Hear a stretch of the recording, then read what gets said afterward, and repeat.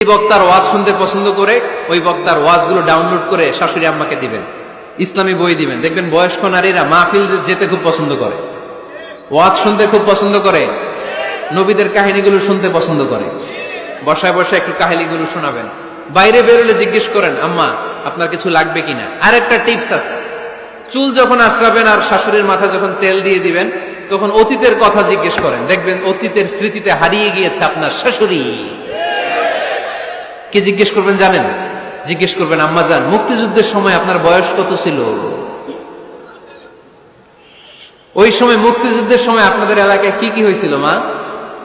আরেকটা প্রশ্ন করবেন, মা বিয়ের সময় আপনি কেমন ছিলেন? ওই দিন দেখবেন বুড়ি আর বুড়ি নাই, জুয়ান হয়ে গেছে। ওই দিন বলবে, মা আমি অনেক সুন্দরী ছিলাম, আমার মাথায় অনেক চুল ছিল, আজকে নাই। আমগো গ্রামে আমার সাথে সুন্দরী মাইয়া ছিল না। অতীতের স্মৃতিতে স্মৃতি হাতড়াতে হাতড়াতে তিনি হারিয়ে যাবেন। জিজ্ঞেস করবেন যে মা শীতকালে আপনাদের দেশে কি পিঠা বানাতেন আপনি যখন ছোট ছিলেন, আপনার বাপ চাচারা কি করতো? এগুলো জিজ্ঞেস করলে উনি স্মৃতির পাতা হাতড়াতে হাতড়াতে চোখ দিয়ে দাঁড় দাঁড় করে ওনার পানি ঝরতে শুরু করবে। আপনার জায়গায় ওনার হৃদয়ের মনি কোঠায় এমন জায়গায় পৌঁছবে আপনার ছাড়া উনি কিছুই বুঝবে না।